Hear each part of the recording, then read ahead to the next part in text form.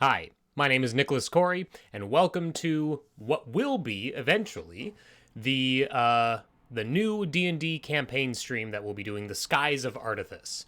It's super exciting to get back into Dungeons and Dragons. We haven't streamed Dungeons and Dragons since Rime of the Frost Maiden wrapped up last year in 2021. Oh my gosh. You can catch all of our Rime of the Frost Maiden episodes on YouTube at my channel, Nicholas Corey. However, I'm excited to announce about Skies of Ardathas. So we'll be starting on Tuesday, February 1st at 7 p.m. Central Standard Time, and we'll be playing every Tuesday for about the next 11, 12 weeks, and then we'll be taking a break. I don't know how long the break will be, because my wife, we're pregnant, we're expecting our third child, and that's around the due date. So I'll take some time off for the new baby, and then we will resume when my life is back in order after that.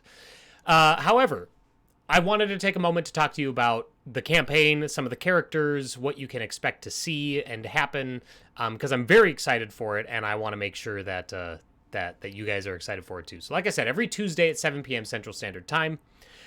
And as you saw in the slides earlier, just before this started, that's our new intro with the music and everything. So very, very exciting. And there was also the characters with their character bios there as well. So let's talk about the characters. There are 6 characters, 6 players. The same 6 players that were in our Rime of the Frost Maiden stream have returned for Skies of Ardathas. And these players are Case, Dave, Ian, Josh, Justin, and Max. And their characters are Irenix, Tefka Irenix, Tefka being her surname and Irenix being her given name, Squall, Zephyr Salno, Tig, Erashka, and Celsia. Let's go over these characters real quick because they're very interesting, very exciting. I keep saying the word exciting. I should probably cut that out a little bit. But anyway, so Irenix is a winged tiefling artificer, and we're using a homebrewed subclass for the artificer called the Cannoneer. It was designed primarily by Case, the player playing Irenix, but then I also had some say in the matter and obviously approved the final version of it as well. The whole idea of the Cannoneer is that they have a unique weapon that functions as a way to do spell attacks. So it kind of functions like a bridge between a spell attack and a weapon. It's a cannon. It's an arcane cannon that fires long-range spell attacks, essentially. And then Irenix can choose spells to load into it from, a certain number. I think like 1 spell currently, and then as she levels up, she'll get access to some more. And she'll be able to cast those a certain number of times per day as if from her cannon. So she has some utility there as well, where she can load in like Cure Wounds, so I forget the specifics of it exactly, but you get what I mean. She can change the spells out based on the needs that she expects to have. Irenix is from the realm of Harkuth, which Harkuth is one of the 7 realms in the Skies of Ardathas. This is a setting that's all about floating islands and airships and that kind of Dungeons and Dragons fantasy, which we haven't done yet. Harkuth is a very small floating island that actually is essentially a big city that can fly around on its own. They're the most technologically advanced, and they've developed engines that can propel their city island through the skies. Irenix, as you may have read in her slide, was injured during a lay engine malfunction when they were trying to enhance the engines of Harkuth. And since then, she's been trying to find her way in Ardathas, and she has a small workshop opened up on the realm of Corwin, which is where we'll be starting. One of the 7 realms in Ardathas. So she has a small artificer's workshop, and she works with, occasionally, Celsia. So let's talk about Celsia next. Celsia is being played by Max. Celsia is a young woman who has struggled with finding her identity in life. And she is idolized a folk hero in Ardathas called Celeste Orly. Oh god, I forget. Her name is Celeste, and Celsia's given name is Violet. And she idolizes Celeste so much that she changed her name to Celsia and joined an acting troupe where now this is the character, this fictional dramatization of Celeste is the performance that Celsia puts on. Celsia is an Oath of Glory paladin, and with the entertainer background. And Celsia's theater troupe that she's a part of, the Emerald Ensemble, hires Ironix to do some of their pyrotechnics and, tech for their shows and everything like that. So she's from Corwin as well. Celsia comes from a noble family, but she has kind of estranged herself from her family, and so thus she doesn't have the noble background. But her family is the Starling family, and they have their own estate on Corwin. Also, we have Squall. Squall is being played by Dave. Squall is a Water Genasi Circle of Land druid. I'm trying to do all this from memory. I should have a cheat sheet in front of me, but I don't. I mean, I do, but it doesn't have that kind of stuff. It has their AC and their passive perception and their saving throws on it. But anyway, Squall is a Circle of Land druid, Water Genasi. Squall grew up as a cabin boy and then eventually a mate on a pirate ship, and that's pretty much the only life he's ever known, serving under Captain Ogden of the Red Secret of the South, I think was the name of the ship. And he lived on the realm of, not Domos, Evanon, the realm of Evanon, which has this huge saltwater ocean in the middle of this ring, land ring. So this floating island is essentially a floating ocean. And that's where he and his pirate crew sailed the seas. Ogden, however, Captain Ogden became obsessed with treasure and maps and all that, and a specific set of maps that he believed led to a king's hoard that was lost somewhere among the floating isles. And his crew grew frustrated with Ogden ignoring otherwise lucrative jobs and instead going after these treasure maps that never proved to be anything useful. And so his crew planned a mutiny. And Squall, before the mutiny took place and as it was going on, was able to escape with some of Captain Ogden's maps and eventually found his way to Corwin. And so they're at the starting location. So Squall still have some loyalties to Captain Ogden, may have some sympathies with Captain Ogden. Don't know how he feels about the mutineers. That's stuff that we're going to explore as we play, so that's really exciting. On his way to Corwin, Squall encounters Zephyr Salno. Zephyr is an Air Genasi, Grave Domain cleric with the Hermit background, being played by Ian. Zephyr grew up as a hermit, again, with her family out in the wilderness of I believe of the Domos realm. And once I look at the world map, I'll be able to go over this more easily. But grew up in the wilderness of Domos. And Zephyr eventually received messages or dream visions from a source that she wasn't sure who it was. Eventually, she learned that it was a long-forgotten god, and we'll talk about why that's pretty significant. A deity that isn't worshipped anymore, as far as Zephyr knows. She never even heard of the deity until it reached out to her.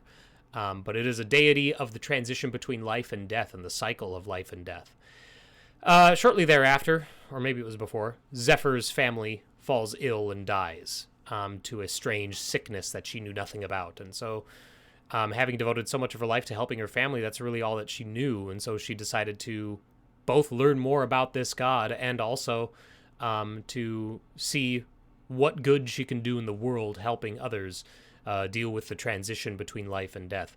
She met Squall, and she was looking for passage to Corwin, and Squall's like, well, I guess I'm going to Corwin too, so yeah, let's go together. So they booked airship passage together to Corwin so that they're there when the game starts. And then we have Tig.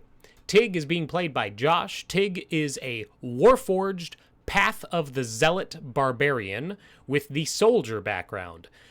Tig, like all Warforged of this setting, were created by the Divine Engine, and we'll get to that in a little bit here. Created by the Divine Engine. However, the organic species of Ardathas, the humans and the Genasi and so forth, they were concerned that this new construct race of Warforged were trying to usurp their place in civilization. They were concerned that it was kind of like, organic species are on the way out and constructs are on the way in. And so there was a conflict called the Warforged Conflict that raged across multiple realms, not all the realms. Some of them were more peaceful. But Tig was a soldier in that, and served alongside other Warforged and under a Warforged general before a truce was met between the two sides. And they all kind of determined that, yeah, you know what, we're all basically trying to do the same thing, and that is serve the will of the divine engine. And so it's better to just work together. Tig loves to drink, but also they hate that they love to drink. Tig loves to help people whenever they can. However, sometimes the whole drinking thing gets in the way of that. And also, Tig isn't a fan of what they had to do during the war. And so now Tig tries to fight primarily non-lethally. So as a Path of the Zealot Barbarian, that's an interesting thing to see that we'll watch play out. And then finally we have Erashka. Erashka is played by Justin. Erashka is a human College of Spirits bard with, I forget Justin's background. I'll have to look that up. But Erashka's background.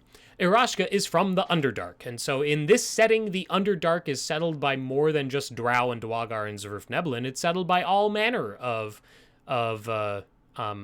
species, including regular, dwarves and not Warforged, but Leonin, and Ganassi and humans. So we'll get into that a little bit more too in a little bit here.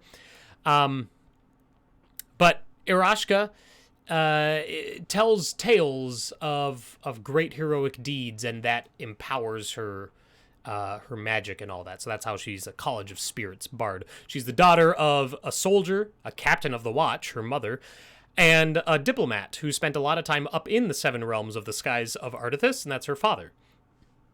She completed some work some diplomatic work, some research in the skies, in the realms of Ardathas. And now she's put that work behind her for a little bit and is going to try and enjoy the festivities of Midsummer, which is where we'll be starting. We'll be starting with Midsummer Festival.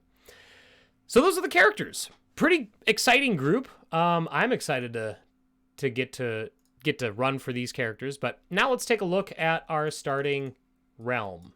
Actually, no. Let's go to the world first. So Ardathas is really, it's a world of three big arenas, I guess you could say. There are the floating continents and floating islands in the sky, which is what we're looking at right now. That is where the bulk of civilization exists. Then there's the surface world, which is the surface of the planet, the surface of this realm. Plane, I guess is what you could say. And the surface is pretty much inhospitable. There's wild magic and chaotic arcane energies that just bombard the surface of the planet. And also the wildlife is out of control down there. And so because of that, that's why everybody lives on these floating islands and floating continents. And then there's the Underdark. And the Underdark is everything below the surface. And that is dangerous as well, but it's not nearly as dangerous as the surface. And so you kind of have these two groups of people in the skies and people under the ground, and they're separated by this buffer of zone that they really can't live in. They can travel through if they take proper precautions, but they can't spend any great amount of time there. So why is the planet like this? Well, no one really knows what caused the surface of this world to be the way it is. And before written history, so this is all just tales and folklore at this point, the divine engine found Ardathas, or the divine engine was created on Ardathas. Nobody knows if this divine machine, this godly construct, was created by their ancestors, or if it found Ardathas, or if it was just always here. But anyway, what it did was it wanted to, according to folklore, it wanted to give the people a place that they could live and be safe and call home. And so it took great swaths of land and ripped them up out of the ground and suspended them in the air. And so the divine construct keeps these things afloat. And that allows people to have a safe place to live above all of the chaotic magical storms and energies of the surface. And then people, again, according to folklore, people learned that, or rather the divine engine saw that people were without magic. And that is because they were now removed from the ley lines of the planet. And unfortunately a side effect of living in the skies. And so the divine engine wanted to supply people with access to that magic to further their own societies and cultures and research and all that. And so the divine engine put forth the blueprints and created these artificial ley lines called ley bridges. Ley bridges, there are nodes that the ley bridges extend from, and the nodes are on these floating islands. And so you can see ley bridges snaking across the sky as this spectral trail of translucent white energy. And there are ley bridges all over the place, all these little triangles that you can see on here. These are ley bridges. Now the ley bridges, they help keep these islands afloat, but they're not solely responsible for it. If the ley bridges went down, a lot of the little islands would collapse and fall to the ground, but the divine construct itself is the one that's keeping the majority of the world afloat. Where does the divine construct get its power? How does it operate? There's a lot that people don't know, but the thing that people do know is that the divine construct, and then thus also the ley bridges, run on the souls of the dead. And this has turned into a religion, obviously. We keep calling it a divine construct. That when people die in the floating islands, as long as they're near a ley bridge, their soul gets absorbed into the ley bridge itself, and it powers the ley bridge, and that then feeds back into the divine construct. And so the people of Ardathas have taken on this very dogmatic approach, where they believe that, you serve the construct or the construct serves you in life by giving you a place to live and by giving you safety in a hostile world. And then you thus serve the construct in death by, after you die, it is your soul that goes on to literally become fuel for the machine. What happens if you die pretty far away from a ley bridge? Like, let's look up at Domos up here, this big realm. There's a ley bridge here in the mountains. But what happens if you die like all the way over here in the swamp? Like what, So the soul slowly sort of seeps out of the body. And as long as there is a cleric, a priest of some sort nearby, they carry soul stones on them, small blue gemstones that can absorb the souls of others. And each gemstone absorbs, it holds so much soul based, and the size of the soul is based off of the deeds that the soul accomplished in life. Very Dark Souls-like in that regard. So if someone was very heroic and they accomplished a lot of deeds and they lived their life for others, they would have a very weighty soul, and that soul would probably fill up a soul gem all on its own.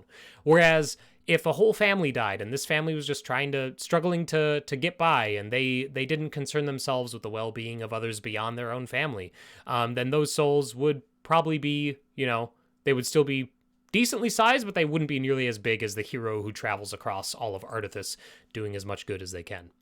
And then those soul stones are then brought to ley bridges. And they basically, a cleric goes to a ley bridge, they deposit all of the soul stones that they have that are full, and then they take empty ones that have been drained by the ley bridge, and then that process repeats itself. And so now you can kind of see, because the divine engine is the only god, the only religion in Ardathas, the only established religion. And it has been that way for generations. Again, before recorded history, even. And so you can see why Zephyr Salno being contacted by this deity about the transition between life and death, this deity who shepherds souls to the afterlife, how that's so interesting and different. And a lot of people, I think we're going to find out, a lot of people who come across Zephyr, when they learn who she serves, they're not going to know what to make of it, because the concept of an afterlife, that's not a thing in Ardathas. When you die, you die. There is no afterlife. Your afterlife is as fuel, and you're not sentient for that. So that's the basics of the setting. The absolute basics. There's more obviously going on. We are starting in the realm of Rockwing, which is it's this collection of smaller floating islands all around what's called Capital Island for Rock. The realm is Corwin. The capital of Corwin is Rockwing. So we're starting in Corwin, and we have the Corwin map here. These maps were made with Hexographer, which is a free program that you can spend money on if you want. But I made these all with the free version, and they look all right. I'm happy with them. So we're gonna start in the capital city of Rockwing on Midsummer Festival, and then I have given each of the characters a goal, a starting quest, for them to look into if they want to. And those different quests will take them all around Rockwing. We have one that leads to Stag Hollow. We have one that leads down to Moonvale, Highfell, and Steelcliff. And then we have a couple that they don't know the exact location where they're going to lead to, but they know that it's somewhere in the area. These cities, how the maps are going to work from here on out, because the characters are going to have the opportunity to sail on airships and fly through the sky on airships. And so the cities that are white with a black circle around it, like Rockwing and Highfell, you can purchase public transportation via airship to and from those cities. But all of the towns and villages in the middle, these black dots, those are much smaller and they don't have airship capabilities, so you have to travel to those. And as you can see, a lot of the airship cities are located around the exterior of the realm. And then there's a whole big section of the interior, like here and here, that is largely unsettled. So that's kind of exciting as well. But like I said, we're going to start with Midsummer Festival, so I'm going to show off this map again here real quick. I got all the characters on there. I got a bunch of text on the map showing different contests and games the characters can do, which are different skill checks and all that, saving throws and everything, that they can win prizes while they do it, which is really cool. Very fun festival. But Midsummer Festival isn't going to be all fun and games. At a certain point, something's going to happen. And that will be the kickstart of the adventure in and of itself. But I have one more really cool thing that I want to show off that we're all very excited for. Not all the maps are going to be like this. Most of the maps will be looking like this, where traditional, very reminiscent of how we did Rime of the Frost Maiden. You're looking down at a location, you have all the tokens on there, but some of our maps will be isometric like this. And you can see we have the character tokens on there. Those character tokens are just stand-ins. The players haven't picked their isometric character tokens yet. But that's so cool! An isometric game. So then they can take, and be like, woo, all right, now it looks like we're actually watching like a Baldur's Gate 3 or a computer role-playing game situation of D&D, and that's what we'll be playing with. And it has all the same capabilities. They have their health and their AC and all that, just like we do with standard maps in D&D. But yeah, very excited to show that off. Eventually, hopefully, the characters will get their own airship, and they'll be able to fly of their own accord through the realms. But for now, it's just the 6 of them, and they don't have an airship. It's just the 6 of them together, Midsummer Festival, and whatever then comes next. So I really hope that you join us for the Skies of Ardathas. I almost said Rime of the Frostmaiden again. Holy crap. I really hope that you join us for the Skies of Ardathas campaign. Again, we play every Tuesday night here at twitch.tv/NicholasCorey. And that's at 7 p.m. Central Standard Time. The videos will go up to YouTube shortly thereafter on my YouTube channel, so you can watch the VODs there. And like I said, we'll play for about 10 to 12 sessions, and then we'll take a break for a little while, and then we will rejoin it when I am properly ready to do so. Thank you so much for watching this video. I hope to see you every Tuesday night in Twitch chat. Yeah, have a good one, and I'll catch you later.